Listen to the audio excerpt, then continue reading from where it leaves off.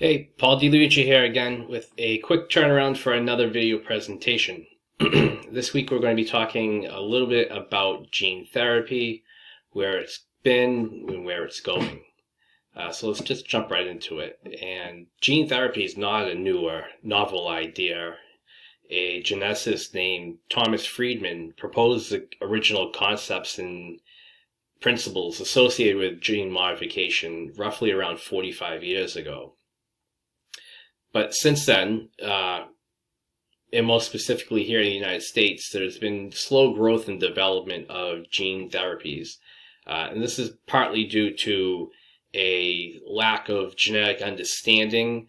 The technology was a little bit lacking, and there was also in part due to some stringent federal regulations and ethical concerns by lawmakers. In the past 10 to 15 years, though, there's been explosive growth in the field of gene therapy genetics. And this is mainly due to the CRISPR-Cas9 technology, which has really revolutionized the application and the effectiveness of gene therapy and their deliveries. In the early stages of gene therapy, the science was not all quite there, and many of the delivery systems failed. And they failed for a number of reasons. One of the first issues that genetic engineers encountered was the limitations on the packaging size or genetic information that they could package. And this is because they originally used adeno-associated viral vectors, and they could not hold more than 5 kilobytes of genetic information at one time. Some genes require much more in-depth information than just 5 kilobytes. There are also adverse side effects which patients were experiencing. Some of these were therapy-related toxicity, inflammatory responses that the body was producing, and even malignancies caused by viral vector-mediated proto-oncogenes causing cancer. In the past 10 to 12 years, there's been a period of significant advancement in gene therapy and their deliveries. The CRISPR-Cas9 system, which was a gene sequence found in bacterial cells, has been found to have the ability to simply cleave DNA at a site of interest.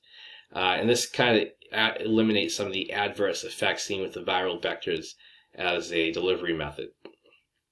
Geneticists are also finding a great deal of success with other modes of gene delivery systems, such as zinc finger nucleases and TALENs. With these new modern systems, new therapies are in clinical trials. Some of these conditions may include HIV, hemophilia A and B, Parkinson's disease, spinal muscular atrophy, inherited blindness, and also various types of cancers as well.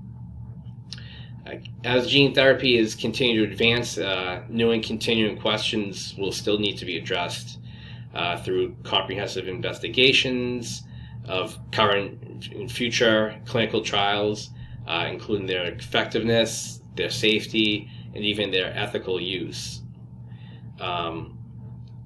Which kind of leads me into a segment about germline therapies and how lawmakers are questioning the ethics of what we would call designer humans now.